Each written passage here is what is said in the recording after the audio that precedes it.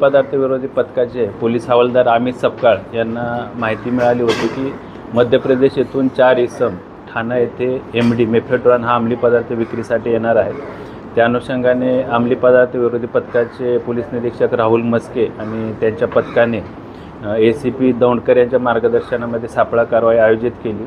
दिनांक 3/11 रोजी चरई नौपाडा पोलीस ठाण्याच्या हद्दीमध्ये सापळा कारवाई दरम्यान मध्य प्रदेश येथील इम्रान खान व इतर 3 असे 4 आरोपी यांना ताब्यात घेण्यात आलं। त्यांच्याकडून 1 किलो 71 ग्रॅम MD मेफेड्रॉन हा अंमली पदार्थ जप्त करण्यात आला, ज्याची किंमत 2,24,00,000 इतकी आहे। इम्रान खान हा आणि ते इतर आरोपी हे राहणारे मंदसौर मध्य प्रदेश येथील आहेत। यांच्यावर पूर्वी 7 आणि 2 असे वेगवेगळ्या प्रकारचे शरीराविरुद्धचे किंवा मालमत्ता विरुद्धचे गुन्हे दाखल आहेत। सदर आरोपींचा पोलीस कस्टडी रिमांड हा 15/11 पर्यंत आहे।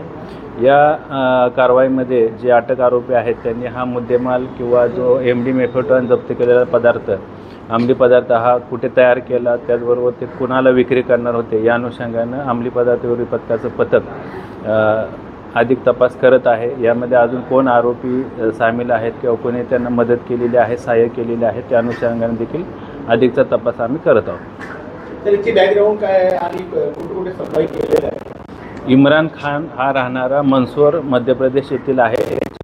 शरीराविरुद्ध आणि मालमत्तेविरुद्ध असे 7 गुन्हे दाखल आहेत।